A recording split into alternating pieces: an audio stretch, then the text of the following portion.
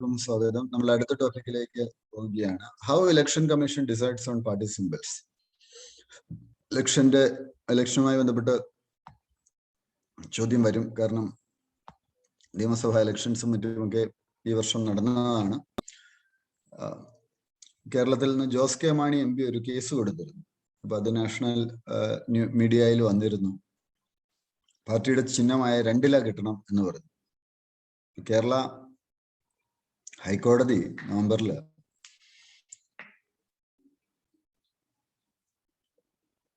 Jose K Mani ഗ്രൂപ്പിനെ official Kerala Congress ആയിട്ട് declare ചെയ്യുന്നതിനെ അത് ഡിസ്മിസ് ചെയ്തിരുന്നു, പെറ്റീഷൻ. അപ്പോൾ 2 ഇല കോടതി പറഞ്ഞു, the court said it cannot, in the exercise of jurisdiction under Article 226 of the Constitution, interfere with the finding of the commission. Symbols എങ്ങനെയാണ് നോർമലി അലോ ചെയ്യുന്നത്, പാർട്ടിക്ക് സിമ്പിൾ എങ്ങനെയാണ് കിട്ടുന്നത്? നിങ്ങൾ നോക്കിക്കഴിഞ്ഞാൽ ഈ സ്റ്റേറ്റില് സിമ്പിൾ അനുവദിക്കുന്നതിൽ ഉള്ള വ്യത്യാസങ്ങൾ ഉണ്ട്. A party candidate has to provide a list of 3 symbols from Election Commission's free symbols list at the time of filing nomination papers. Among them, 1 symbol is allotted to the party or candidate on a first come first served basis. ഇതിലേറ്റവും ഏത് പാർട്ടിയാണോ ആദ്യം വരുന്നത് അവർക്ക്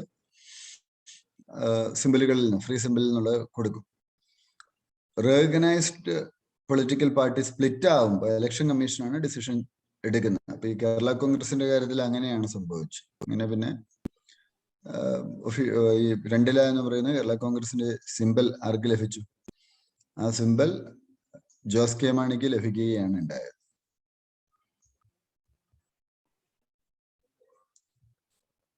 Election Commission is also the only authority to decide issues on dispute of or a merge. Election Commission ആണ് അതിലെ higher power. Supreme കോടതി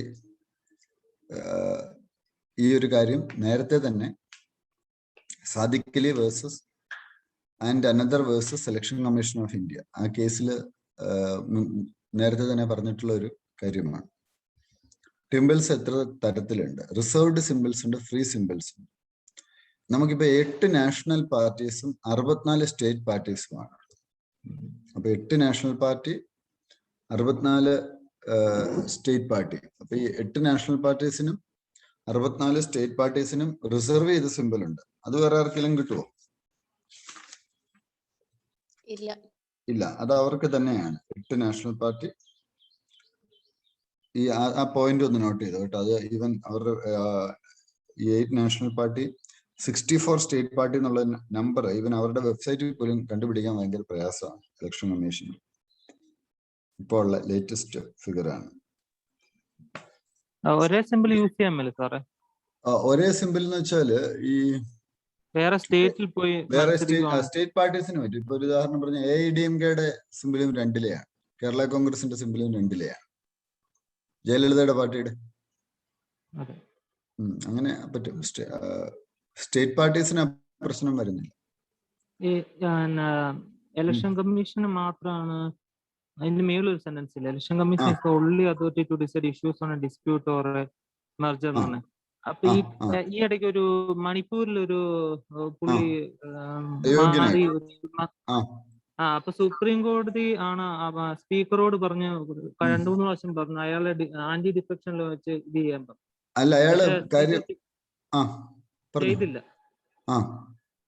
അപ്പൊ supreme കോടതിയാണ് അയാളെ ആന്റി ഡിഫെക്ഷൻ ലോ അനുസരിച്ച് ഇത് ചെയ്യാൻ പറഞ്ഞു. അതിനകത്ത് അയാള് ആ പാർട്ടിക്ക് ബേസിക്കലി അയാൾ ഇൻഡിപെൻഡന്റ് കാൻഡിഡേറ്റ് ആയിട്ട് ജയിച്ചു വന്നതാണ്. പക്ഷെ പുള്ളി ഒരു ഗ്രൂപ്പിന്റെ ലീഡർ ആയിരുന്നു. അപ്പൊ പുള്ളി അതൊരു പൊളിറ്റിക്കൽ പാർട്ടി ആയിട്ട് ജയിച്ചു വന്നു എന്നുള്ള രീതിയിൽ സത്യവാങ്മൂലം നൽകി. പുള്ളിനെ ആദ്യമായിട്ടല്ല അയോഗ്യമാക്കുന്നത്. പുള്ളിയെ നേരത്തെ MP ആയിട്ടും അയോഗ്യത കൽപ്പിച്ചിട്ടുണ്ട്. പിന്നീടാണ് റീസെന്റ് MLA ആയിട്ട് ചെയ്തത്. അപ്പൊ ഈ ഡിസ്പ്യൂട്ട്സിലൊക്കെ ഇലക്ഷൻ കമ്മീഷന്റെ ഒരു അപ്രമാദിത്വം ഉറപ്പിക്കാൻ വേണ്ടിയാണ് സുപ്രീം കോടതി അത്തരത്തിലുള്ള ഒരു എന്ന് വെച്ചാൽ ചില കേസസിൽ ഇടപെടാം. ഇപ്പൊ ഈ കേസിൽ ഇപ്പൊ നടത്തിയത് അതാ. ഇപ്പൊ ഈ സർട്ടൻ സിറ്റുവേഷൻസിൽ മെർജർ റീസൺ അവരാണ് പറയുന്നത്. ഇഷ്യൂസിൽ ഡിസ്പ്യൂട്ടോ മെർജറോ വന്നാൽ അതിൽ ഏത് ഗ്രൂപ്പിനാണ് അംഗീകാരം അല്ലെ അങ്ങനത്തെ കാര്യങ്ങൾ അവരാണ് പറയേണ്ടത്. ഇലക്ഷൻ കമ്മീഷനാണ് പറയേണ്ടത്. ഫ്രീ സിമ്പിൾസ് ഏതാണ്? 200ഓളം ഫ്രീ സിമ്പിൾസ്. അത് അൺറെക്കഗ്നൈസ്ഡ് റീജിയണൽ പാർട്ടീസിന് അത് യൂസ് ചെയ്യാം. അടുത്തൊരു ടോപ്പിക് മുല്ലപ്പെരിയാർ ഡാം ഇഷ്യൂ ആയിട്ട് ബന്ധപ്പെട്ടാണ്. സാർ ഒരു കാര്യം ചോദിച്ചോട്ടെ. ഇപ്പോ നാഷണൽ പാർട്ടീസിനൊക്കെ ഇപ്പൊ സിമ്പിൾ മാറുന്നില്ലല്ലോ. അപ്പൊ അതിനെ അങ്ങനെ ഇതാകുമ്പോ എന്തൊക്കെയോ വ്യവസ്ഥകളുണ്ടോ, കണ്ടീഷൻസ്? എങ്ങനെ സ്റ്റേറ്റ് പാർട്ടീസിന് സിമ്പിൾ മാറുന്നുണ്ടോ? മാറാതെ ഇപ്പൊ ഒരുപാട് പാർട്ടീസ് ഇല്ലേ? അല്ല, അവർക്ക് പെർമനന്റ് ഉണ്ട്. സ്റ്റേറ്റ് പാർട്ടി ആയിട്ട് റെക്കഗ്നിഷൻ കിട്ടിയവർക്ക് മാറത്തില്ല. അത് അവർക്ക് റിസർവ് ചെയ്ത് കിട്ടുന്നതാണ്. ലീഗിന് കോണി കിട്ടും സ്റ്റേറ്റ് പാർട്ടീസില്. പിന്നെ അതാണ് കേരളത്തിൽ നിന്നുള്ള state party R S P state party ആയിട്ട് അംഗീകരിച്ചോ എന്ന് എനിക്കറിയില്ല. RSP സ്റ്റേറ്റ് പാർട്ടി അല്ലാന്ന് തോന്നുന്നു. പിന്നെ ചെറിയ പാർട്ടി ഏതാ ഉള്ളത് കേരളത്തിൽ? ഇപ്പൊ ഈ സിമ്പിൾ മാറുന്നെന്ന് വെച്ചാൽ പുതിയ പാർട്ടി വരുമ്പോഴേക്ക് ഇപ്പൊ കേരള കോൺഗ്രസ് ജോസഫ് ഇപ്പൊ ഈ 2ല ജോസ് കെ മാണിക്ക് കൊടുത്തു കഴിഞ്ഞപ്പോ ജോസഫ് ഗ്രൂപ്പിന് സിമ്പിൾ ഇല്ലായിരുന്നു. അങ്ങനെ ആദ്യം ഒരു കഴിഞ്ഞ തെരഞ്ഞെടുപ്പ് ചെണ്ട സിമ്പിളായിട്ട് എടുത്തു. പക്ഷെ വീണ്ടും ഇലക്ഷൻ കമ്മീഷനെ സമീപിച്ച് ട്രാക്ടർ ഓടിക്കുന്ന കർഷകൻ സിമ്പിളായിട്ട് വാങ്ങിച്ചു.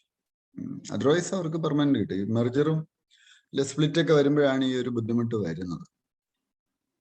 അല്ലെ അങ്ങനത്തെ ഒരു പ്രശ്നമില്ല. സ്റ്റേറ്റ് പാർട്ടി ആയിട്ട് അംഗീകരിച്ചാൽ കുഴപ്പമില്ല അല്ലേ? അതെ അതെ. അപ്പൊ റിസർവ്ഡ് സിമ്പിൾ കിട്ടും. സ്റ്റേറ്റ് പാർട്ടി ആയിട്ട് അംഗീകരിക്കണമെങ്കിൽ അതിന് കണ്ടീഷൻസ് ഉണ്ട്. നമ്മുടെ ഇന്ത്യൻ ഭരണഘടന എന്ന് പറഞ്ഞ പുസ്തകത്തിൽ 71ാമത്തെ അധ്യായത്തിൽ കൊടുത്തിട്ടുണ്ട് അതിന്റെ കണ്ടീഷൻസ്. 4-5 കണ്ടീഷനുണ്ട്. അപ്പം ഡാമിന്റെ സേഫ്റ്റി ഇഷ്യൂ ആണ് ഇപ്പോഴത്തെ ഒരു വലിയ പ്രശ്നം. ഇഷ്യൂ എന്താണ് ഇവിടെ പറഞ്ഞിരിക്കുന്നത്? Tamil Nadu chief secretary will be personally responsible and appropriate action will be taken on failure to give information on the rule curve for the Mullaperiyar Dam to the Supreme Court appointed supervisory committee. The supervisory committee should issue directions to take steps to address the 3 core safety issues: instrumentation of the dam, finalizing the rule curve, and fixing the gate operating schedule. Kerala government തമിഴ്നാട്ടിനെ accuse ചെയ്യാണ്. എന്ത് പറഞ്ഞിട്ടാണ്? അവര് obsolete gate operation schedule dating back to 1939. It has also expressed apprehensions about the lack of proper supervision of water levels in the dam located along the Periyar Tiger Reserve. Rule curve എന്ന് വെച്ചാൽ എന്താണ്? Rule curve ആണ് ഡാമിലെ തീരുമാനിക്കുന്നത് റിസർവയറിലെ storage level എത്രയുണ്ട് എന്നുള്ളത്. അതുപോലെ gate opening, gate തുറന്നു വിടണോ, ഡാം തുറന്നു വിടണോ എന്നുള്ളത് തീരുമാനിക്കുന്നതും റൂൾ കർവിന്റെ അടിസ്ഥാനത്തിലാണ്. ഇതൊരു കോർ സേഫ്റ്റി മെക്കാനിസമാണ്. ഇപ്പൊ എന്താ സംഭവിക്കുക? പലപ്പോഴും ഈ ഡാം തകർന്നാൽ ഇത് 999 വർഷത്തേക്കാണ് ഈ പാട്ടത്തിന് കൊടുത്തിരിക്കുന്നത്. ആരാണ്? പൂഞ്ഞാർ രാജാവ്, ഇന്നത്തെ ട്രാവൻകൂർ മഹാരാജായും സെക്രട്ടറി ഓഫ് ഇന്ത്യ. പക്ഷെ ഇത് നമ്മൾ ഇടയ്ക്ക് പുതുക്കിയിരുന്നു. അത് പല കാര്യങ്ങളിൽ സർക്കാർ സംവിധാനങ്ങള് 886 അഗ്രിമെന്റുകളൊക്കെ അതിന് ഈ രാജഭരണകാലത്തെ അഗ്രിമെന്റുകൾക്കൊന്നും വാലിഡിറ്റി ഇല്ലാത്ത ഒരവസ്ഥ വന്നിരുന്നു. അന്ന് പുതുക്കിയ സമയത്ത് കേരളത്തിൽ നിന്നുള്ള സെക്രട്ടറീസ് ആരോ അവരും അതേപടി അങ്ങ് കൈവച്ച് ചെയ്തു. ഇതിനകത്ത് വലിയൊരു രസം, കേരളത്തിൽ നിന്ന് വെക്കുന്ന ആളുകൾ വിവരമില്ലാത്ത ആളുകളാണ്. ഇപ്പൊ നമ്മുടെ മലയാളിയായിട്ടുള്ള ജസ്റ്റിസ്, പേര് പറയുന്നില്ല, എന്റെ പുസ്തകത്തിന് ഔദാരിക എഴുതിയിട്ടുണ്ട്, എൻ്റെ ഒരു പുസ്തകത്തിന്. പക്ഷെ സുപ്രീം കോടതി ജഡ്ജൊക്കെ ആയിരുന്നു. പക്ഷെ പുള്ളിക്കാരൻ സേഫ്റ്റി പ്രശ്നം ഇല്ല എന്ന് പറഞ്ഞു. പക്ഷെ എൻ്റെ ഒരു സുഹൃത്ത്, അദ്ദേഹം ഈ വിഷയത്തെ കുറിച്ച് ഒരു സിനിമ എടുത്തിട്ടുണ്ട്, സോഹൻ റോയ് എന്ന് പറഞ്ഞ ആള്. അദ്ദേഹം എപ്പോ വിളിച്ചാലും പറയും ഇത് വലിയ റിസ്ക് ആണ്. പുള്ളിയുടെ സിനിമയ്ക്ക് പ്രദർശനാനുമതി ഒന്നും കൊടുത്തില്ല. ഡാം 999 എന്ന് പറഞ്ഞ സിനിമ. പുള്ളിയുടെ കമ്പനി ഇവിടെയാണ്, ഷാർജയിലാണ്. ഉണ്ട്. പുള്ളിക്ക് 55 കമ്പനികളുണ്ട്, 55 സ്ഥാപനങ്ങളുണ്ട്. ഞങ്ങൾ കാണുന്നുണ്ട്. ഈ അടുത്ത ആഴ്ച ഞങ്ങൾ മീറ്റ് ചെയ്യുന്നുണ്ട്. അപ്പൊ ഇങ്ങനത്തെ ഒരു ഇഷ്യൂ ഉണ്ട്. പക്ഷെ അത് 4-5 ജില്ലകള് വെള്ളത്തിനടിയിലാവും ഈ ഒരു പ്രശ്നം വന്നു കഴിഞ്ഞാൽ. 1887-നും 1895-നും ഇടയ്ക്കാണിത് നിർമ്മിച്ചിട്ടുള്ളത്. അപ്പൊ എന്താണ് ഡാം എന്താ ചെയ്യുന്നത്? അതെ അതെ, സാലറി അതെ അതെ അതെ. ഡാം എന്ത് ചെയ്തു? റിവർ ഫ്ലോ ബേ ഓഫ് ബംഗാളിലേക്ക് തിരിച്ചുവിട്ടു. എന്നിട്ട് അപ്പൊ ഇത് സത്യം പറഞ്ഞ വെള്ളം കൊടുക്കണ്ടെന്നല്ല കാര്യം. ഈ മധുര റീജിയനില് കമ്പം, തേനി, ആ പ്രദേശം എല്ലാം നമുക്ക് പച്ചക്കറിയിലൊക്കെ വരുന്ന സ്ഥലമാണ്. ഇവിടെ മുഴുവൻ ഈ മുല്ലപ്പെരിയാറിൽ നിന്നുള്ള വെള്ളം കിട്ടിയിട്ടാണ് അവർ കൃഷി ചെയ്യുന്നത്. പക്ഷെ ഉള്ള പ്രശ്നം എന്ന് വെച്ചാൽ സേഫ്റ്റിക്ക് പ്രാധാന്യം കൊടുക്കണം. അപ്പൊ നമ്മൾ പറയുന്നത് എന്താണ്, ഒരു പുറത്ത് ഇപ്പൊ ഈ ഡാമിന്റെ പുറത്തൊരു ബേബി ഡാമും കൂടെ കെട്ടിയിട്ട് പകുതി വെള്ളം അതിലൂടെ സ്റ്റോർ ചെയ്യാനാണ് നമ്മൾ പറയുന്നത്. ഒറ്റയടിക്ക് മേളിൽ വെക്കണ്ട. പക്ഷെ അതും ഇവര് സമ്മതിക്കുന്നില്ല. എന്താ സമ്മതിക്കാത്തതിന് കാര്യം? തമിഴ്നാട് പുതിയ ഡാം എന്ന പഴയ എഗ്രിമെന്റ് ഇൻവാലിഡ് ആവും. ഈ കോടതി നിയമപ്രകാരം അത് ഇൻവാലിഡ് ആവും എന്നാണ് പറയുന്നത്. സുപ്രീം കോടതി എങ്ങനെയാണ് ചീഫ് ജസ്റ്റിസിനെ തിരഞ്ഞെടുക്കുന്നത്? ഇതൊക്കെ ചോദ്യമായിട്ട് വരാൻ സാധ്യതയുള്ള ഒരു കറണ്ട് റിലേറ്റഡ് ഏരിയ ആണ്. 48ാമത്തെ ചീഫ് ജസ്റ്റിസ് ആയിട്ടാണ് ജസ്റ്റിസ് രമണ്ണ വന്നിരിക്കുന്നത്. Chief Justice of India is traditionally appointed by outgoing Chief Justice of India on the day of his retirement by convention. The outgoing Chief Justice of India selects the most senior then sitting Supreme Court judge. Seniority at the apex court is determined not by age but by അതൊക്കെ പ്രധാനപ്പെട്ട point ആണ് കേട്ടോ. Seniority age വെച്ചിട്ടല്ല, എന്ത് വെച്ചിട്ടാണ്? The date a judge was appointed to Supreme Court. It was if two judges are elevated to Supreme Court on the same day, the one who has sworn in first as judge would trump another. ആദ്യമായിട്ട് ആരാണോ സത്യപ്രതിജ്ഞ ചെയ്തത്, same day ആണെങ്കിലും ആദ്യം സത്യപ്രതിജ്ഞ ചെയ്ത ആള്. If both were sworn in as judges on the same day, the one with more years of high court service could win in seniority stakes. An appointment from the bench would trump in seniority an appointee from the bar. ഇതെല്ലാം കണക്കിലെടുക്കും. It is a part of the Constitution. The Constitution of India does not have any provision for criteria and procedure. Is it a part of the Constitution? Procedure for appointing the CJ. Constitutional ഇതിന്റെ provision കൃത്യമായിട്ട് പറയുന്നില്ല. Article 124(1) of the Indian Constitution says, shall be a Supreme Court of India consist of a Chief Justice of India. The closest mention is in Article 126, which deals with the appointment of an acting Chief Justice in India. The absence of constitutional provision, the procedure relies on a custom and convention. What is the procedure? The procedure to appoint the next CJI is laid out the memorandum procedure between government and the judiciary. The procedure is initiated by the law minister seeking the recommendation of outgoing CJI at the appropriate time, which is near to the date of retirement of the incumbent CJI. അപ്പൊ procedure എങ്ങനെയാണ്? ആദ്യം law മിനിസ്റ്റർക്ക് recommendation പോകും, CJI കൊടുക്കും. CJI chief justice of India എന്ത് ചെയ്യും? Law മിനിസ്ട്രിക്ക് കൊടുക്കും. In case of any qualms, the CJI can consult with the collegium regarding the fitness of a Supreme Court judge to be elevated to the post. After receiving recommendation from CJI, law minister forward it to Prime Minister, who then advises the President to the same. അപ്പൊ ഇപ്പൊ ഒരു collegium system ഉണ്ട്. ഈ collegium system ആണ് തീരുമാനിക്കുന്നത് ഈ candidate കാര്യങ്ങളിലൊക്കെ എങ്ങനെയുള്ള ഒരു കാൻഡിഡേറ്റ് വേണം എന്നുള്ളത്.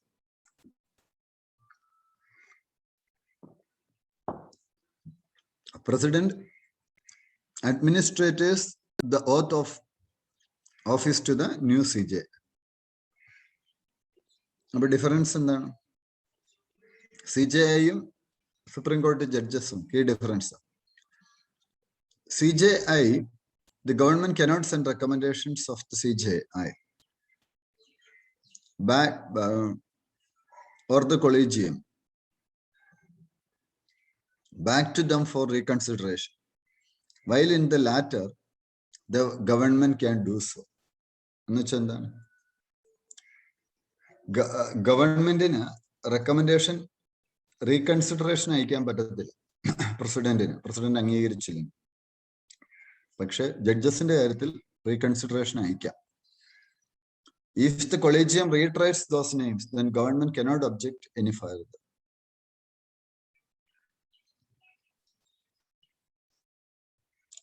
അതായത് പ്രസിഡന്റിനല്ല, കൊളീജിയത്തിന്, ഗവൺമെന്റിന് ഈ റെക്കമെൻഡേഷൻ ഇപ്പൊ ഒരു നിങ്ങളെ തെരഞ്ഞെടുത്ത ആള് ശരിയല്ല, ഇത് മാറ്റിയിടാൻ എന്ന് പറഞ്ഞ് സിജയുടെ കാര്യത്തിൽ ചെയ്യാൻ പറ്റത്തില്ല. എന്നാൽ ജഡ്ജസിന്റെ കാര്യത്തിൽ എന്ത് പറ്റും? ഗവൺമെന്റ് അങ്ങനെ ചെയ്യാൻ പറ്റും. പക്ഷെ വീണ്ടും കൊളീജിയം പറയുകയാണ് ഇവരെ തന്നെ എടുത്താൽ മതി എന്ന് പറഞ്ഞാൽ ഗവൺമെന്റ് അത് കേൾക്കേണ്ടിയുണ്ട്. അടുത്ത പാർലമെന്റ് സെഷന്റെ ടെർമിനേഷനാണ്. ഇതൊക്കെ ട്രഡീഷണൽ ഏരിയ ആണ്. നമ്മളിപ്പോ ആദ്യം കണ്ട ഏരിയ എന്ന് പറഞ്ഞാൽ ട്രഡീഷണൽ ഏരിയ ആണ്, സ്റ്റാറ്റിക് പോർഷൻസ് ആണ്. അത് നിങ്ങൾ നോക്കിപ്പോ. Termination of session. Both houses of parliament were adjourned sine day recently, nearly 2 weeks before schedule, keeping in mind request made for the curtailment of the second part of the budget session by MPs from West Bengal, Tamil Nadu, Assam, Puducherry and Kerala owing to assembly elections. Sitting parliament terminated by adjournment or adjournment, sine die or propagation or dissolution. Lok Sabha Rajya Sabha dissolution വരുന്നുണ്ടോ? Continuous ആണ്, continuous chamber ആണ്. ഇങ്ങനെ retire ആവും, പുതിയ ആളുകൾ വന്നുകൊണ്ടേയിരിക്കും. It സസ്പെൻഡ്സ് the work in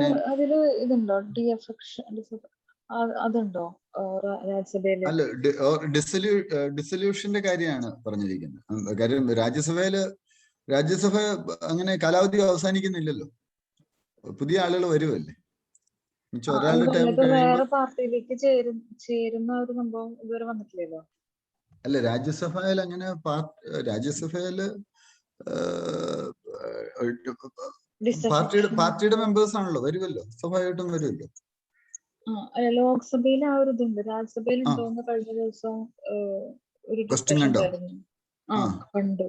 അപ്പൊ പാർലമെന്റില് അങ്ങനെ പാർലമെന്റ് എന്ന് പറഞ്ഞിട്ട് ഇപ്പം അല്ല. പക്ഷെ ഇപ്പൊ ജോസ് കെ മാണി ഒന്നും മാറിയിട്ട് പുള്ളിക്ക് അങ്ങനത്തെ പ്രശ്നം വന്നില്ലല്ലോ. ജോസ് കെ മാണി രാജ്യസഭ MP ആയിരുന്നപ്പോഴാണ് പുള്ളി UDFന്റെ ആളായിട്ടാ ജയിച്ചത്, തിരിച്ചിങ്ങോട്ട് വന്നത്. അപ്പൊ വന്നില്ലല്ലോ, പുള്ളിക്ക് കുഴപ്പം വന്നില്ലായിരുന്നു. അപ്പൊ രാജ്യസഭയിലും കുഴപ്പമില്ല അല്ലെ? ആയിരിക്കും. അതൊന്ന് ക്രോസ് ചെക്ക് ചെയ്യാം. നിങ്ങൾ ആ പുസ്തകത്തിൽ നോക്കിയാൽ മതി, നമ്മുടെ ഇന്ത്യൻ ഭരണഘടനയിലോ ഇന്ത്യൻ പൊളിറ്റിയിലോ ഒന്ന് നോക്കിയാൽ മതി. ആ ഏരിയയെ കൃത്യമായിട്ട് അത് പറയുന്നുണ്ട്.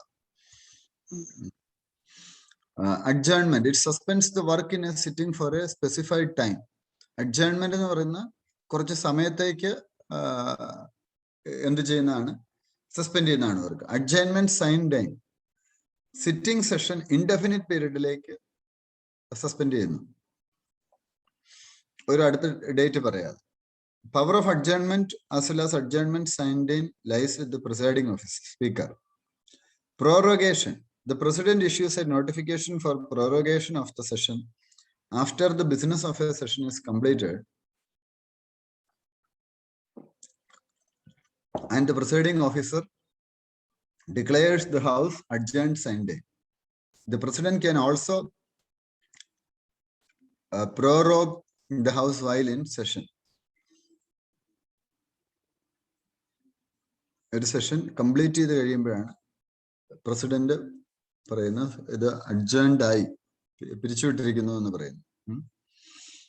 സെഷൻ നടന്നുകൊണ്ടിരിക്കുമ്പോഴും പ്രസിഡന്റിന് പ്രൊറഗേറ്റ് ചെയ്യാനുള്ള അധികാരമുണ്ട്. ഡിസൊല്യൂഷൻ എന്ന് വെച്ചാൽ Rajya Sabha being a permanent house is not subject to dissolution. A dissolution ends the life of the existing house.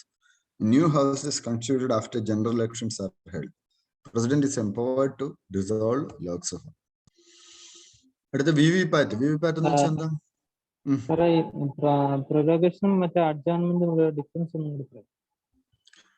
ഈ അഡ്ജേൺമെന്റ് ഒരു പീരീഡിലേക്കല്ലേ വരുന്നത്?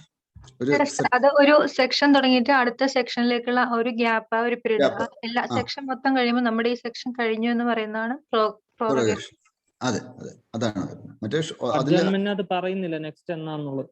അല്ല, അത് ബിറ്റ്വീൻ ദ സെഷൻസ് ആണ്. അതെന്ന് വെച്ചാൽ ആദ്യത്തെ അഡ്ജസ്റ്റ്മെന്റ് എന്ന് പറയുന്നത് ജസ്റ്റ് അവേഴ്സിലേക്കായിരിക്കും. ഇപ്പൊ ഒരു ചെറിയ പീരീഡിലേക്ക് കളയുന്നു. അല്ല സാർ, ഇപ്പൊ ഒരു സെക്ഷൻ കഴിഞ്ഞിട്ട് നെക്സ്റ്റ് ഏത് ദിവസമാണെന്ന് അല്ല, പറയുന്നത്. ഈ അഡ്ജേൺമെന്റും അഡ്ജേൺമെന്റ് സിനേഡൈനും ഇത് രണ്ടാണ്. അഡ്ജേൺമെന്റ് എന്നുള്ളതും അഡ്ജേൺമെന്റ് സൈൻഡ് സിനേഡിയെ ബിറ്റ്വീൻ ഡേയ്സ് വരുന്നത് ആ, മറ്റേത് ജസ്റ്റ് അല്ല, ആദ്യത്തേത് അവേഴ്സ് ആവാം, ഡേയ്സ് ആവാം, വീക്സ് ആവാം. എന്താണ് പറയുന്നത്? Suspends the work in a sitting for a specified time. പക്ഷെ ആ ടൈം അവരത് പറയും. സെഷൻ കഴിയുന്നില്ല എന്നർത്ഥം. അല്ല, ഇപ്പൊ പാർലമെന്റിൽ തന്നെ പല സെഷൻസ് ഇല്ലേ? ഇത് എന്തെന്ന് വെച്ചാല് ഇപ്പൊ എന്താണ് മൺസൂൺ സെഷൻ, വിന്റർ സെഷൻ, അങ്ങനെ സെഷൻ ഇല്ലേ? അഡ്ജേൺമെന്റ് സിനഡില് ഒരു ഇൻഡെഫിനിറ്റ് പീരീഡിലേക്കാണ്. ചിലപ്പോൾ പല കാര്യങ്ങൾ ഉണ്ടാവാം. ഇപ്പൊ കോവിഡ് അല്ലെ വാർ, അങ്ങനെ പല ഇഷ്യൂസ് ഒക്കെ കാണാം. പ്രൊറോഗേഷനിൽ വരുമ്പോ എന്താ സംഭവിക്കുക? അത് കംപ്ലീറ്റ് ചെയ്തു, ആ സെഷൻ കംപ്ലീറ്റ് ചെയ്തു, അത് ഫുൾ ആയിട്ട് കംപ്ലീറ്റ് ചെയ്തു. അപ്പൊ അതാണ് അവിടെ ഉദ്ദേശിച്ചത്. വിവിപാറ്റ് നമ്മൾ ഇത്തവണ ഇലക്ട്രോണിക് വോട്ടിംഗ് മെഷീനുമായിട്ട് ബന്ധപ്പെട്ട് ഒത്തിരി ചർച്ചകളൊക്കെ നടന്നിരുന്നു. അതുമായിട്ട് ബന്ധപ്പെട്ട ഒരു സംഗതിയാണ് voter verify paper audit trail എന്നാണ് അറിയപ്പെടുന്നത്. വോട്ടേഴ്സിന് ഇലക്ട്രോണിക് വോട്ടിംഗ് മെഷീനിൽ വോട്ട് ചെയ്യുമ്പം നമുക്ക് ആർക്കാ വോട്ട് ചെയ്യുന്നുള്ളത് നമുക്ക് കാണാൻ പറ്റും അല്ലേ? ഒരു പേപ്പറെ വന്ന് പ്രിന്റ് ചെയ്ത് വരത്തില്ലേ? അത് കാണാറില്ലേ? നിങ്ങൾ ഇത്തവണ വോട്ട് ചെയ്തപ്പം നിങ്ങൾ ആദ്യം പ്രസ് ചെയ്തു, അത് കഴിഞ്ഞ് നിങ്ങളുടെ കാൻഡിഡേറ്റിന്റെ പേര് രേഖപ്പെടുത്തിയ ഒരു സ്ലിപ്പ് വന്നോ? അല്ല, സ്ലിപ്പ് നമുക്ക് കാണത്തില്ലേ? സ്ലിപ്പ് വന്ന് മറ്റേതിലേക്ക് വീഴുമല്ലേ ചെയ്യുന്നത്? അങ്ങനല്ലേ? സ്ലിപ്പ് കാണാമല്ലോ, പ്രിന്റ് ചെയ്ത് വരുന്ന. സ്ക്രീനിൽ കണ്ടതേ ഉള്ളൂ സാർ, പക്ഷെ ഇങ്ങോട്ട് കിട്ടിയിട്ടില്ല. മീൻസ് ജസ്റ്റ് സ്ക്രീനിൽ കണ്ടു ചെയ്യുന്ന സമയത്ത്. അല്ല, പ്രിന്റ് ചെയ്ത് സ്ലിപ്പ് വരും, സ്ലിപ്പ് വരുന്നുണ്ട്, വന്നിട്ടാണ് അത്രേ ഉള്ളൂ. അത് വന്ന് ഒരു പ്രിന്റ് എന്നിട്ടാണ് ആ ബോക്സിലേക്ക് അത് പോകുന്നത്. അപ്പൊ അതൊരു ഇൻഡിപെൻഡന്റ് വെരിഫിക്കേഷൻ സിസ്റ്റം ആണ്. കാൻഡിഡേറ്റിന് നമ്മൾ ആർക്കാണോ വോട്ട് ചെയ്ത് അയാളുടെ പേരുണ്ടാവും, സിമ്പൽ ഉണ്ടാവും. ഈ കാര്യം ഇലക്ട്രോണിക് വോട്ടിംഗ് മെഷീനെ കുറിച്ചൊക്കെ ഒത്തിരി ആക്ഷേപങ്ങൾ കഴിഞ്ഞ തവണ വന്നില്ലേ? ഇപ്പൊ ഇലക്ഷൻ ഫ്രോഡും മാൽഫങ്ഷനും മാറ്റാൻ വേണ്ടിയിട്ടാണ് ഈ ഒരു സിസ്റ്റം ഉണ്ടാക്കിയത്. Unique land identification number, parcel identification number, ഇത് 10 സ്റ്റേറ്റിൽ ലോഞ്ച് ചെയ്തു. Digital India land records modernisation പ്രോഗ്രാമിന്റെ ഭാഗമായിട്ട് ഈ സ്കീം പ്രകാരം 14-digit identification number will be issued to every plot of land in the country. അപ്പൊ ലാൻഡുകൾക്കെല്ലാം ഒരു ഐഡന്റിഫിക്കേഷൻ നമ്പർ നൽകുകയാണ്. It is being described as the Aadhaar for land. Digital India land records modernisation programme. ആ programme ഒന്ന് note ചെയ്യുക, ആൻസേഴ്സിൽ അത് കൊണ്ടുവരാം, മെയിനിലും കൊണ്ടുവരാം. വേറൊരു പ്രോഗ്രാമിനെ കുറിച്ചാണ് സ്വാമിത്വം, അങ്ങനെ ഒരു പ്രോഗ്രാം സ്റ്റേറ്റിന്റെ ആയിരുന്നു തോന്നുന്നു. പർട്ടിക്കുലർ സ്റ്റേറ്റ് അല്ല, യൂണിയൻ ഗവൺമെന്റ് ഇതുപോലെ മാപ്പ്, സ്മാർട്ട് കാർഡ്സ് ഉപയോഗിച്ചിട്ട്. ഉണ്ട്. അപ്പൊ എന്താണെങ്കിലും ഡിജിറ്റൽ ലാൻഡ് റെക്കോർഡ്സിന് വേണ്ടിയിട്ടുള്ള സ്കീമുകളാണ്. ഇതൊക്കെ ഒന്ന് നോട്ട് ചെയ്ത് വെക്കുക. മെയിൻ ഓറിയന്റഡ് ആയിട്ട് പഠിക്കുക. പഠിച്ചു പോകുമ്പോൾ ഇതെല്ലാം കൂടെ നോട്ട് ചെയ്ത് പോകുക.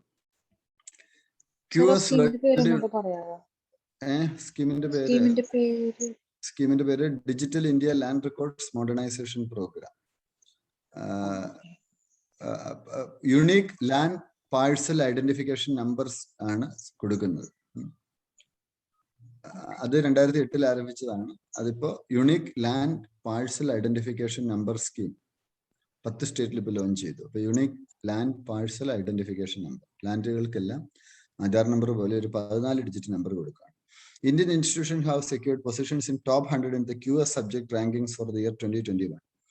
IIT Bombay, IIT Delhi, IIT Madras, IIT Kharagpur, IISc Bangalore, IIT Guwahati, IIM Bangalore, IIM Ahmedabad, JNU, Anna University, ഇതൊക്കെ ഇതിൽ വരുന്നതാണ്. വേൾഡ് റാങ്കിങ്ങിൽ ഇന്ത്യൻ യൂണിവേഴ്സിറ്റീസ് വരുന്നു. പ്രധാനമന്ത്രി സ്വസ്തി സുരക്ഷാ നിധി നോൺ ലാപ്സബിൾ റിസർവ് ഫണ്ടാണ്. എന്തിനു വേണ്ടിയിട്ടുള്ളതാണ്?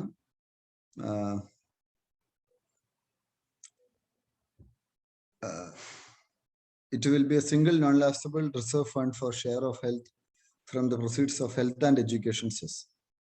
Health cess, education cess എന്നാണ് എന്ത് കൊടുക്കുക. ആയുഷ്മാൻ ഭാരത് പ്രധാനമന്ത്രി ജൻ ആരോഗ്യ യോജന, അതുമായി ബന്ധപ്പെട്ട national health mission, Pradhan Mantri Swasthya Suraksha Yojana, disaster preparedness, health emergencies, ഇതെല്ലാം ഇതിന്റെയൊക്കെ ഫ്ലാഗ്ഷിപ്പ് സ്കീമായിട്ട് ഇത് പ്രവർത്തിക്കും. Pradhan Mantri Swasthya Suraksha Nidhi PMSSN. Happiness curriculum academic സെഷനിൽ അവർ തുടങ്ങുകയാണ്. Realisation curriculum. ഇതിന്റെ ഒബ്ജക്റ്റീവ് എന്താണ്? സസ്റ്റൈനബിൾ ഹാപ്പിനെസ്സിലേക്കും സ്റ്റുഡൻസിനെ എത്തിക്കുക എന്നുള്ളതാണ് ഇതിന്റെ ഉദ്ദേശം. സന്തോഷത്തിലേക്ക്, സസ്റ്റൈനബിൾ ഹാപ്പിനെസ്സിലേക്ക് സ്റ്റുഡൻസിനെ എത്തിക്കുക. Language literacy, numeracy, wellbeing, happiness, ഇതെല്ലാം കൊണ്ടുവരണം. അപ്പൊ ഈ പല സ്കൂളുകളിൽ സ്പോർട്സ് പീരീഡ് പോലും അവർ കട്ട് ചെയ്തേക്കുകയാണ്, അല്ലേ? അങ്ങനെയാണോ? ഈ പഴയ കാലത്ത് കുറച്ചുകൂടി ബാലൻസ്ഡ് ആയിരുന്നു. ഇപ്പൊ നിങ്ങൾ നോക്കിക്കഴിഞ്ഞാൽ ഒരു ഡ്രോയിങ് പീരീഡ് ഉണ്ടായിരുന്നു, ഡ്രോയിങ്ങിന് ഒരു അധ്യാപകനുണ്ട്, അല്ലേ? അങ്ങനെ കുറച്ച് മ്യൂസിക് എന്ന് പറഞ്ഞൊരു സംഗതിയുണ്ട്. ഇപ്പൊ അങ്ങനെയൊന്നും ഇല്ല. പ്യൂർലി ബൈ ഹാർട്ട് ചെയ്ത് ഈ കുട്ടികൾ ഒരു ജനറേഷനെ നശിപ്പിച്ചു. സത്യം പറഞ്ഞ എഡ്യൂക്കേഷൻ വെറുതെ ഈ എൻട്രൻസ് കോച്ചിങ്ങിന് വേണ്ടിയിട്ടുള്ള ഉപോൽപ്പന്നങ്ങളാക്കി കുട്ടികളെ മാറ്റി. പഠനം എന്ന് പറഞ്ഞു മാത്രം. സാർ, ഈ തമിഴ്നാട് മുഖ്യമന്ത്രി ഇന്നലെ പറയുന്നുണ്ടായിരുന്നു നീറ്റ് എക്സാമിനെ കുറിച്ച്. ശരിക്കും പറഞ്ഞാൽ ഇങ്ങനെ മത്സരം വെച്ചിട്ടുള്ള കുട്ടികളുടെ ശ്രദ്ധിക്കേണ്ടത്, ചെയ്യേണ്ടത് എന്നുള്ള ഒരു കൺസെപ്റ്റ്. അല്ല, അവരുടെ നല്ല രീതിയായിരുന്നു. അത് മാറ്റേണ്ട കാര്യമില്ലായിരുന്നു. തമിഴ്നാട് മാർക്ക് അടിസ്ഥാനത്തിലാണ് കൊടുത്തോണ്ടിരുന്നത്. അതിന്റെ ആവശ്യമില്ല. എന്തിനാണ് ഇങ്ങനെ ചെയ്യുന്നത്? എൻട്രൻസിന്റെ ആവശ്യമൊന്നും ഇല്ലല്ലോ. തമിഴ്നാട്ടിൽ കൊടുത്തോണ്ടിരുന്നതെന്ന് വെച്ചാൽ +2 കൂടുതൽ മാർക്ക് കിട്ടുന്നവന് MBBS അഡ്മിഷൻ കിട്ടും. അങ്ങനെയായിരുന്നു നേരത്തെ ഉണ്ടായിരുന്നു. നീറ്റ് വന്നപ്പോഴാണ് ഈ പ്രശ്നമായത്. അപ്പൊ എന്തായി? അപ്പൊ പിന്നെ അതൊരു പിള്ളേർക്ക് ഇരട്ടി ബേർഡനായി.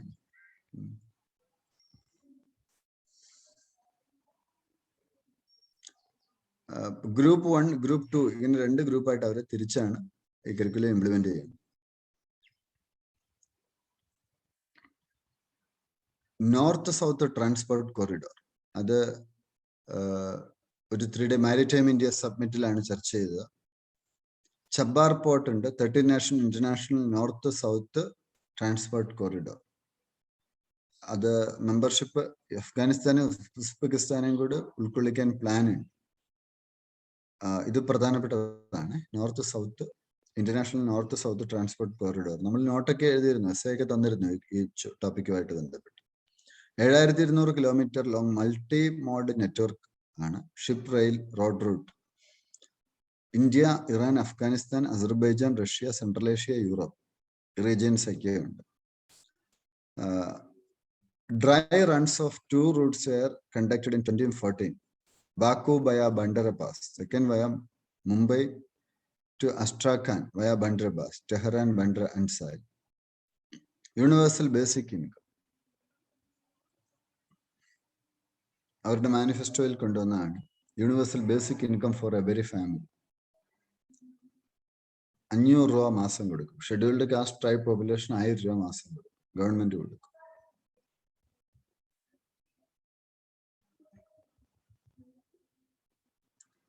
Agroforestry scheme, submission on agroforestry scheme.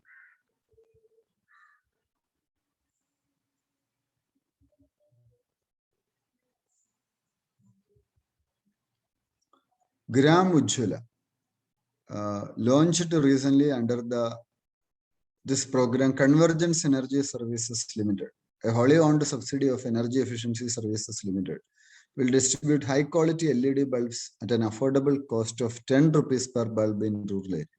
Gram Ujjwala എന്ന് വെച്ചാൽ ഗ്രാമീണ മേഖലകളിലൊക്കെ ഉപയോഗം കുറയ്ക്കുക, ഊർജ്ജ ഉപയോഗം കുറയ്ക്കുക എന്നുള്ളതാണ് ഉദ്ദേശം.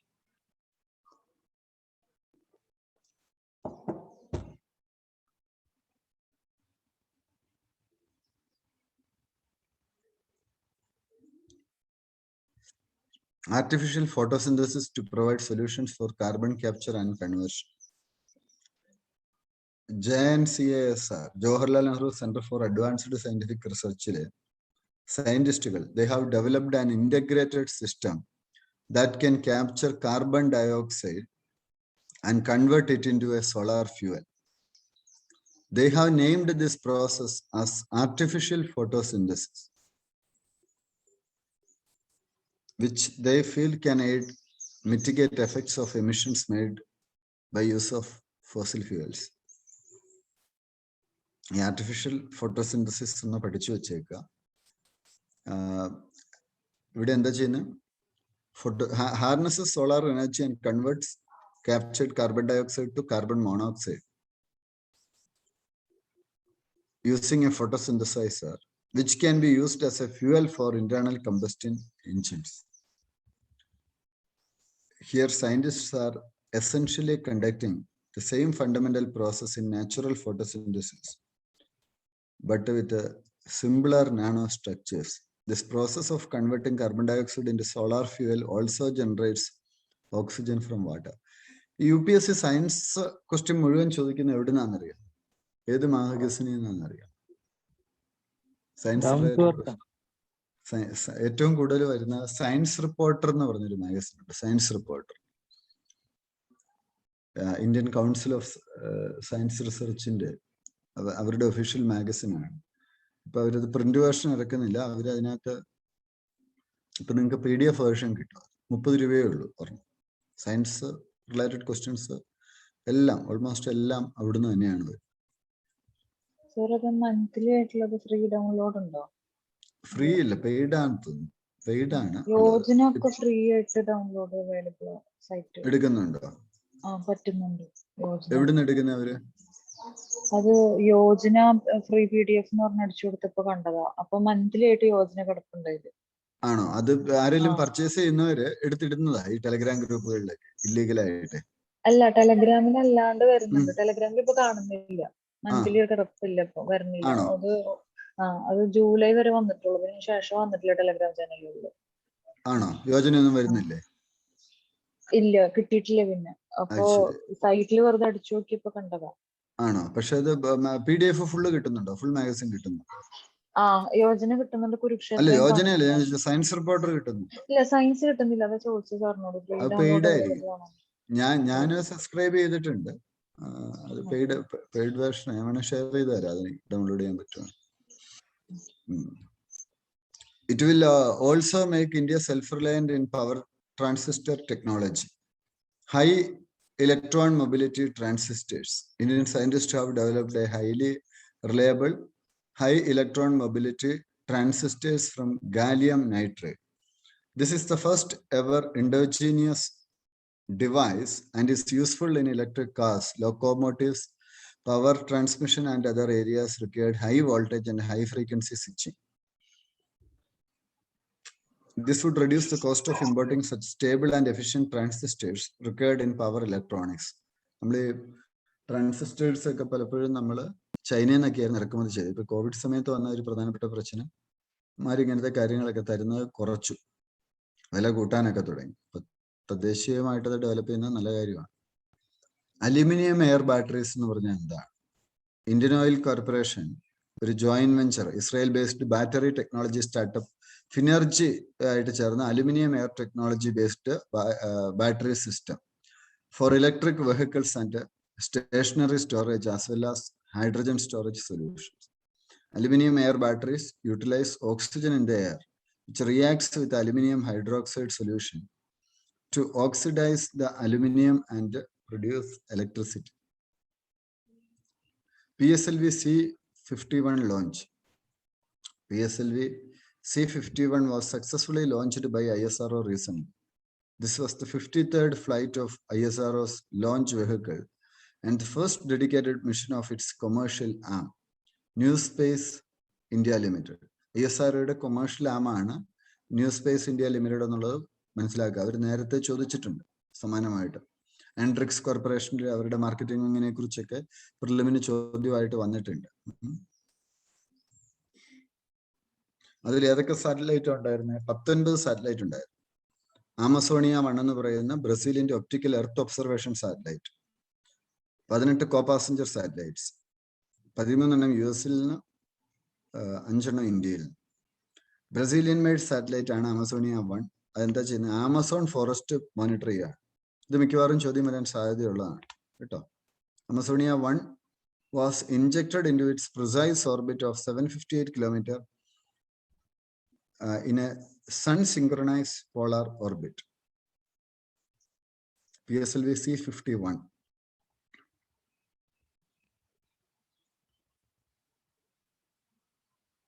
Bhagavad Gita also sent on board an SD card to give the scripture, which teaches oneness as the highest form of humanity, the highest honor. Polar satellite launch vehicle എന്ന് പറഞ്ഞാൽ ISROയുടെ indigenously developed expandable launch system ആണ്.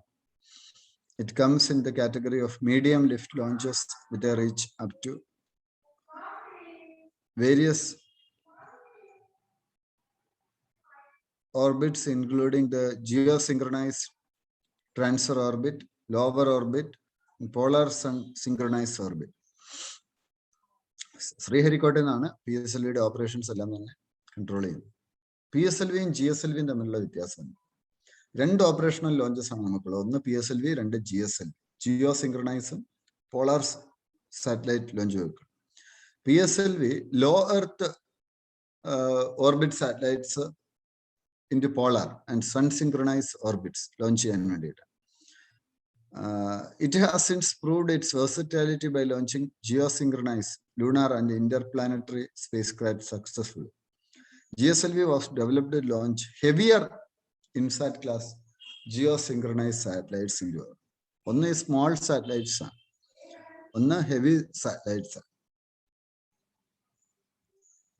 നിസാർ എന്ന് പറയുന്നത് എന്താ?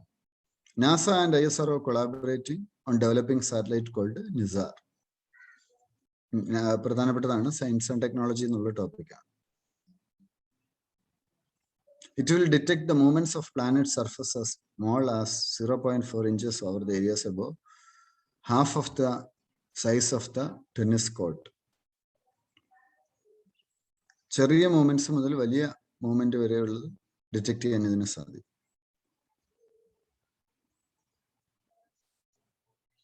GMO crops എന്താണ്? Genetically modified crops. FSSAI issued an order on February 8, setting the permissible limit for genetically modified organisms in imported food crops at 1%. However, trade organizations have said that this threshold is unacceptably high.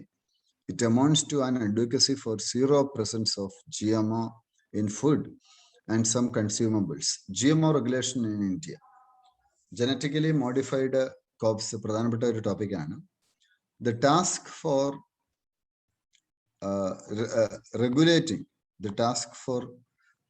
regulating GMO levels in imported consumables was initially with the Genetic Engineering Appraisal Committee, GEAC, under Union Environment Ministry. Its role in this was diluted with the enactment of the Food Safety and Standards Act 2000, and FSSAI was asked to take over approvals of imported goods. What are genetically modified organisms or transgenic organisms? GMOയിൽ എന്താ സംഭവിക്കുക? Genetic material is altered or artificially introduced using genetic engineering techniques. അപ്പം ഈ GMO പ്രൊഡക്ട്സിന്റെ genetically modified organisms ഇതിന്റെ പ്രത്യേകത എന്താണ്? Genetic modification mutation വഴിയായിട്ടോ deletion വഴിയായിട്ടോ ഒക്കെ നടത്തുമ്പോൾ productivity കൂടും. 2, ഇപ്പൊ ചില പെസ്റ്റിസൈഡ്സ് ഉണ്ട്. ഇപ്പൊ ഒരു ഈച്ച സ്ഥിരം ഒരു കോട്ടണെ കുത്തുകയെന്ന് വെച്ചു, ജനറ്റിക്കലി മോഡിഫൈഡ് ആ ഈച്ചയെ പ്രതിരോധിക്കുന്ന തരത്തിലുള്ള മ്യൂട്ടേഷൻസ് വരുത്തുന്നതായിരിക്കും. അപ്പൊ ആ ഈച്ചയെ കുത്തിയാലും ഇത് കേടാവത്തില്ല. അപ്പൊ പ്രൊഡക്ഷൻ അങ്ങ് കൂടും, കർഷകരുടെ ഇൻകം കൂടും. ഉദാഹരണം പറഞ്ഞാല് Bt cotton Bt genes from bacterium bacillus thuringiensis are induced. മനസ്സിലാവുന്നുണ്ടോ? അപ്പൊ ഒരു ഡിസൈറബിൾ ആയിട്ടുള്ള ഒരു പുതിയ ട്രേറ്റ് കൊണ്ടുവരികയും അല്ലെങ്കിൽ നമുക്ക് താല്പര്യമില്ലാത്തൊരു ട്രൈറ്റ് എടുത്ത് കളയുകയും കൂടിയാണ് ഇതിൽ ചെയ്യുന്നത്. So it is positive. ഇത് UPSCയുടെ ഒരു ഫേവറേറ്റ് ഏരിയ ആണ്. ഈ GM ക്രോപ്സും GMOയും ഒക്കെ അവരുടെ ഒരു ഫേവറേറ്റ് ഏരിയയാണ്. കാര്യം UPSC ചോദ്യം ചോദിക്കുന്ന ഒരു ഏരിയയാണ് ഈ ബയോടെക്നോളജി എന്ന് പറയുന്നത്. അപ്പൊ അവിടെ നിന്നൊക്കെ ചോദ്യം ചോദിക്കാൻ ലിമിറ്റഡ് ഏരിയാസേ ഉള്ളൂ, പോപ്പുലർ ഏരിയാസ്. അപ്പൊ അതൊക്കെ സ്ഥിരം ഒന്ന് അറ്റ്ലീസ്റ്റ് ബേസ് ഒന്ന് മനസ്സിലാക്കി വെച്ചാൽ തന്നെ എഴുതാം. ഈ GM ടെക്നിക്ക് യൂസ് ചെയ്യുന്നത് മെഡിക്കൽ റിസർച്ചിനും ബയോളജിക്കൽ റിസർച്ചിനും യൂസ് ചെയ്യും. Pharma, drugs, experimental medicine, gene therapy, agriculture, golden rice, Bt cotton, protein, insulin create ചെയ്യാൻ വേണ്ടി. ബയോഫ്യൂവൽസ് GM ബാക്ടീരിയയിൽ നിന്ന് ക്രിയേറ്റ് ചെയ്യുന്നത്. ബയോഫ്യൂവലും ഒരു പ്രധാനപ്പെട്ട ഒരു ഏരിയയാണ്. സ്നോ ലെപ്പേർഡ് സ്റ്റഡി ഹിമാചലിൽ നടന്നു. 73 സ്നോ ലെപ്പേർഡ്സ് അവിടെയുണ്ട്, ആ റീജിയനിലുണ്ട്. The snow leopard inhabits the higher Himalayan and trans-Himalayan landscape in the 5 states of Jammu and Kashmir, Himachal Pradesh, Uttarakhand, Sikkim, and Arunachal Pradesh. In Himachal Pradesh, the snow leopard's habitat covers a greater part of the districts of Lahul Spiti and Kinnaur. അവിടെയാണ് ഏറ്റവും കൂടുതൽ കാണപ്പെടുന്നത്. Its potential habitat also extends into upper regions of the districts of Shimla, Kullu, Chamba, Kangra. The project Snow Leopard ഒന്ന് പഠിക്കുക, ചോദ്യം വരാൻ സാധ്യതയുള്ളതാണിത്. കാരണം ഈ പറഞ്ഞ പോലെ എൻവയോൺമെന്റും എക്കോളജിയും അതുമായി ബന്ധപ്പെട്ട് ചോദ്യം വരാം. India also party of the global snow leopard and ecosystem protection. 3 large landscapes conservation നമ്മൾ ഐഡന്റിഫൈ ചെയ്തു. ഹെമിസ്പിതി ലഡാക്കില്, Nandadevi Gangotri in Uttarakhand, Kanchenjunga and Tawang, Sikkim. Project Snow Leopard was launched in 2009. Snow Leopard is in the list of വരയ്ക്കല്ലേ, നിങ്ങൾ എല്ലാവരും വരയ്ക്കുന്നുണ്ട് ഇതിൽ. 21 critically endangered species for the recovery program of Ministry of Environment, Forest and Climate Change. Vulnerable ആണ്. UPSCന്റെ ലിസ്റ്റില് snow leopards vulnerable കാറ്റഗറിയിലാണ് വരുന്നത്. Vulnerable കാറ്റഗറിയിലാണ്.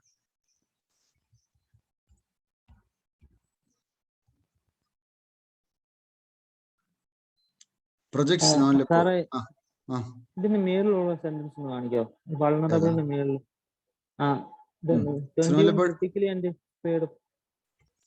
Recovery പ്രോഗ്രാമിലുള്ള ministry of environment ഇത്തരത്തിലുള്ള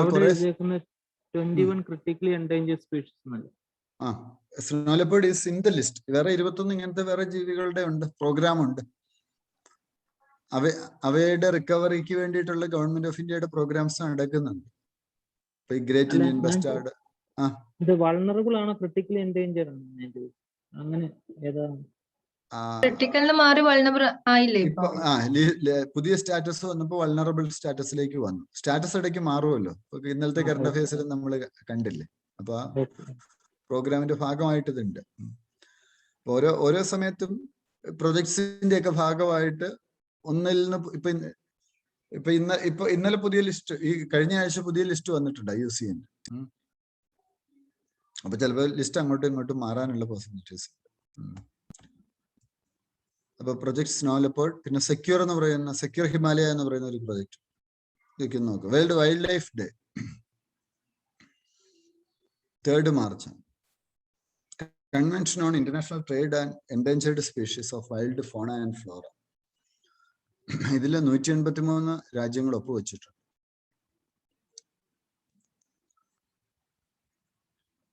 What is Species Recovery Program?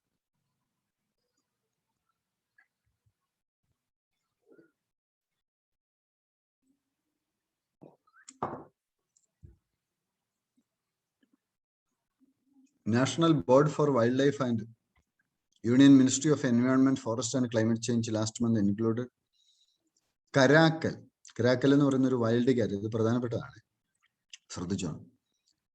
Critically endangered സ്പീഷീസിൽ ഇതിനെ ഉൾക്കൊള്ളിച്ചിട്ടുണ്ട്. ഇത് രാജസ്ഥാനിലും ഗുജറാത്തിലും കാണപ്പെടുന്നതാണ്.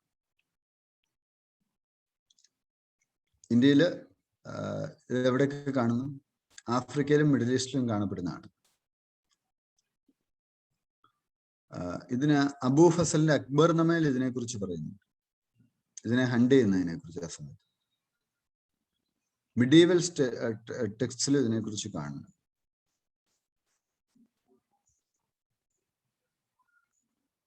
Vandhan Vikas കേന്ദ്രാസ് initiative 1770 Vandhan കേന്ദ്രാസ് sanction ചെയ്തു. ഇതൊക്കെ നമുക്ക് ട്രൈബ്സിന്റെ ലൈവ്ലിഹുഡുമായിട്ട് കണക്ട് ചെയ്യാവുന്ന സ്കീമാണ്.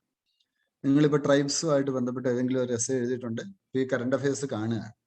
ഇപ്പൊ വായിച്ചു പോകുമ്പോൾ തന്നെ നിങ്ങൾ നോട്ട് ചെയ്യുക 126-ാമത്തെ പേജ്, എന്നിട്ട് അതിലേക്ക് ആഡ് ചെയ്യും.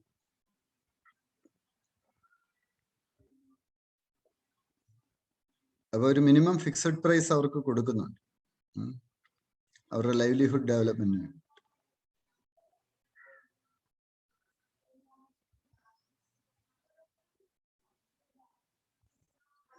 Panel on mythical Saraswati river. Mythical Saraswati റിവറിനെ കുറിച്ച് പഠിക്കാൻ ഒരു പാനൽ.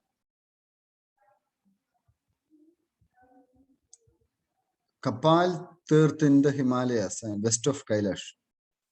മാനസ സരോവർ പിന്നെ വെസ്റ്റിലേക്ക് പോകുന്നതാണ് പറയുന്നത്. The river flowed through Haryana, Rajasthan, north Gujarat, പാകിസ്ഥാനിലും കൂടെ അല്ലെ. Before meeting western sea through Rann of Kutch was approximately 4,000 kilometer length.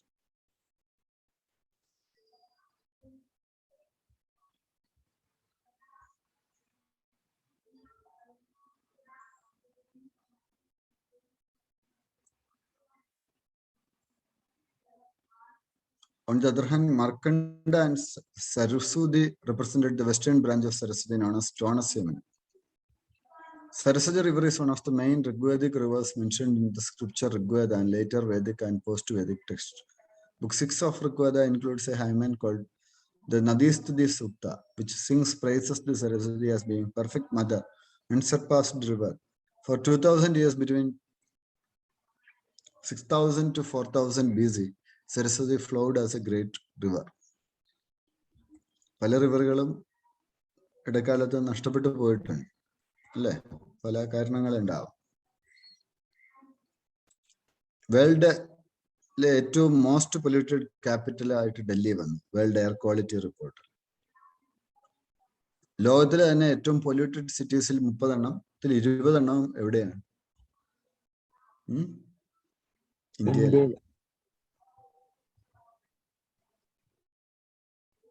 Ken ബേദ്വ interlinking project മധ്യപ്രദേശിന്റെ ഉത്തർപ്രദേശുമാണ്. അവര് ഇത് പ്രധാനപ്പെട്ട കറണ്ട് അഫയേഴ്സ് ആണ് കേട്ടോ, അവർ സൈൻ ചെയ്തിരിക്കുന്നു.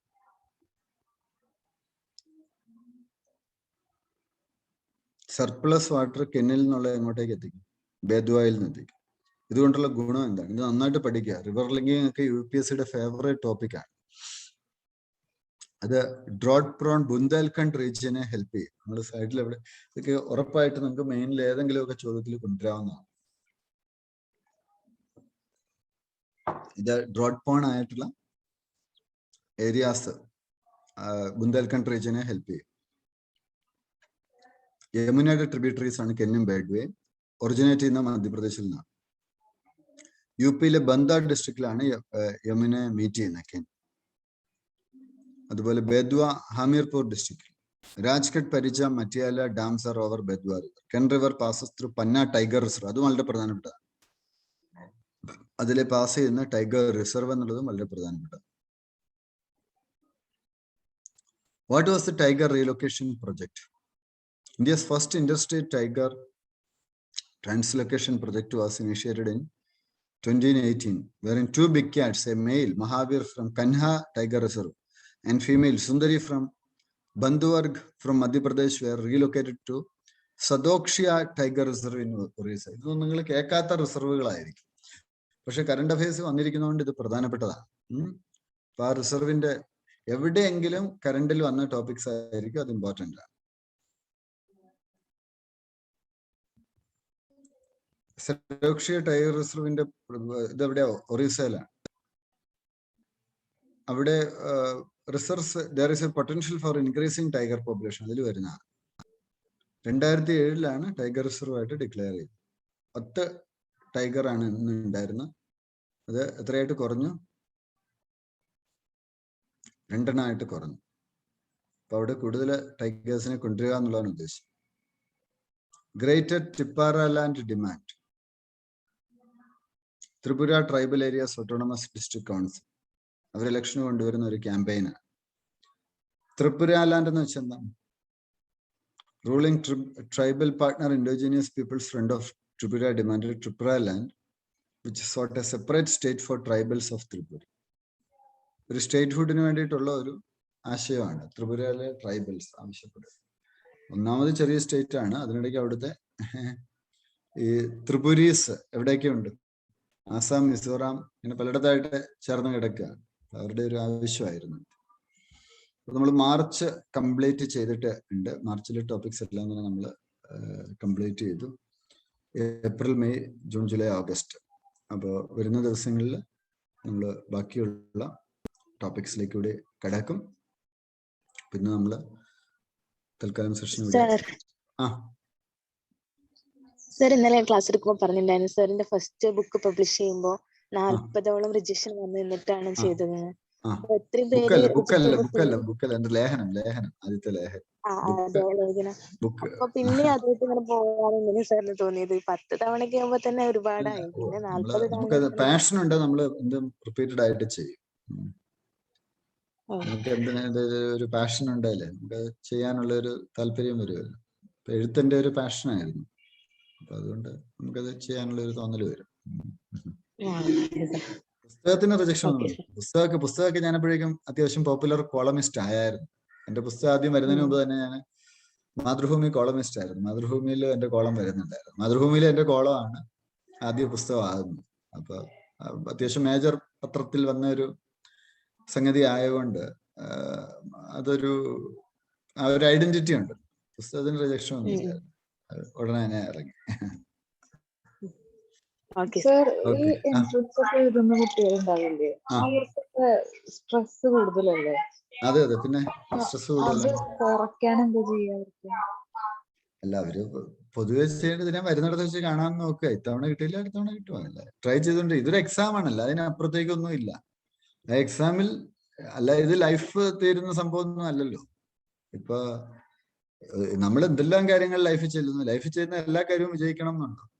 സക്സസ്ഫുൾ ആയിട്ടുള്ള ആളുകളെല്ലാം പറയുന്നത് അവർ 10 കാര്യം ചെയ്യുമ്പോൾ 2 എണ്ണേ വിജയിക്കത്തുള്ളൂ എന്ന് പറയുന്നത്. ബാക്കി 8 ഫെയിലിയർ ആയിരിക്കുന്നത്. അതാദ്യം അംഗീകരിക്കണം. പിന്നെ വീണ്ടും ശ്രമിക്കുമ്പോൾ വീണ്ടും കിട്ടും. അല്ലാതെ ചിലപ്പോൾ ആദ്യത്തെ തവണയാണ്. നമ്മളെല്ലാ സക്സസ്ഫുൾ പേഴ്സണാലിറ്റീസിനെ എടുത്തോളൂ, അവരെല്ലാം ആദ്യം ഫെയിലിയർ. ഞാൻ മനോരമ ഒരു കോളം ചെയ്യുമായിരുന്നു, നിന്ന് കിടക്കാൻ, ഇനി വീണ്ടും തുടങ്ങണം. അതിൽ വേൾഡ് റിനോൺഡ് പേഴ്സണാലിറ്റീസിന്റെ ഫെയിലിയേഴ്സിനെ കുറിച്ചാണ്. ഇന്ന് അവർ വലിയ സക്സസ്ഫുൾ ആണ്, പക്ഷെ ആദ്യം അവർ പരാജയപ്പെട്ടവരായിരുന്നു. പക്ഷെ അവർ പിന്നീട് സക്സസ്ഫുൾ ആയി. അപ്പൊ നമ്മൾ വരുന്നിടത്ത് വെച്ച് കാര്യങ്ങൾ കാണാം, അല്ലെ എവിടെയാണ് എനിക്ക് പാളിച്ച പറ്റിയതെന്ന് മനസ്സിലാക്കുക. തിരിച്ചറിവാണ് പ്രധാനം. ഇപ്പൊ ചിലർ തിരിച്ചറിവില്ല, എന്ത് ചെയ്യും, എന്താണ് റീസൺ എന്നുള്ളത് മനസ്സിലാകില്ല. അത് കൃത്യമായിട്ട് മനസ്സിലാക്കി ഒരു സ്ട്രാറ്റജി ഉണ്ടാക്കുക, ആക്ഷൻ പ്ലാൻ ഉണ്ടാക്കുക, ടൈം കൊടുക്കുക. അതാണ് ഏറ്റവും പ്രധാനം. ടൈം, ഫോക്കസ് പോയാൽ എല്ലാം പോയി. ടൈം കൊടുത്താൽ റിസൾട്ട് കിട്ടും. That's it. അപ്പൊ വറി ചെയ്യേണ്ട കാര്യമൊന്നുമില്ല, നമ്മള് കൃത്യതയോടുകൂടി പോവുക. പിന്നെ ബാക്കിയൊക്കെ എല്ലാം മായയാണ്, അല്ലെ? നമ്മൾ ഈ നേടിയെടുക്കുന്നതും അത് ലൈഫിന്റെ എൻഡൊന്നും അല്ല. എന്താണ് അതിനപ്പുറം വേറെ ഉണ്ട് എന്നുള്ളൊരു തലത്തിലേക്ക് പോവുക. അത് കഴിഞ്ഞ് നമുക്ക് ജീവിതമുണ്ട്, അല്ലെ? എന്തെങ്കിലും ഇപ്പൊ IAS കിട്ടി എന്നുകൊണ്ട് ജീവിതം അവിടെ തീരുവാണ്? ഒത്തിരി കാര്യങ്ങൾ പിന്നെയും ചെയ്യാൻ കിടക്കുകയല്ലേ.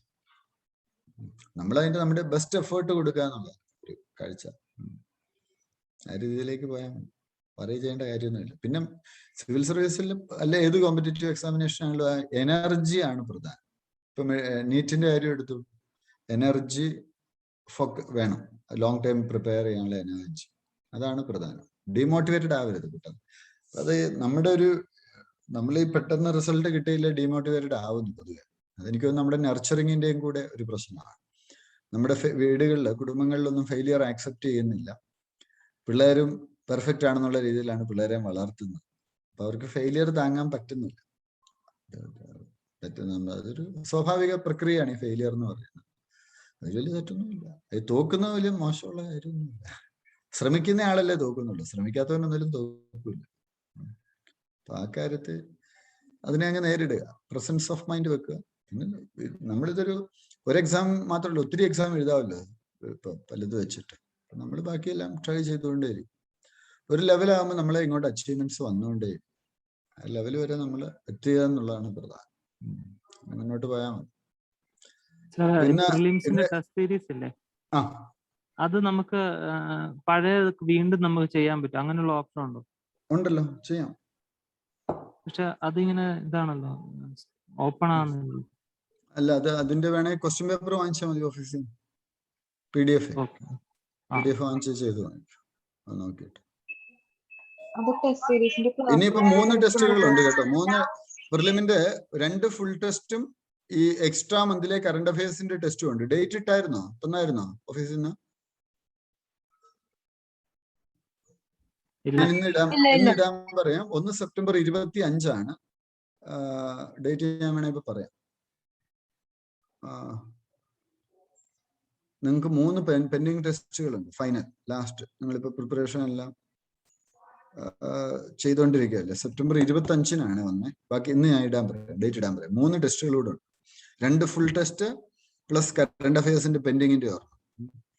ആ ടെസ്റ്റുകൾ കൃത്യമായിട്ട് എഴുതുക, ധൈര്യമായിട്ട് പോവുക.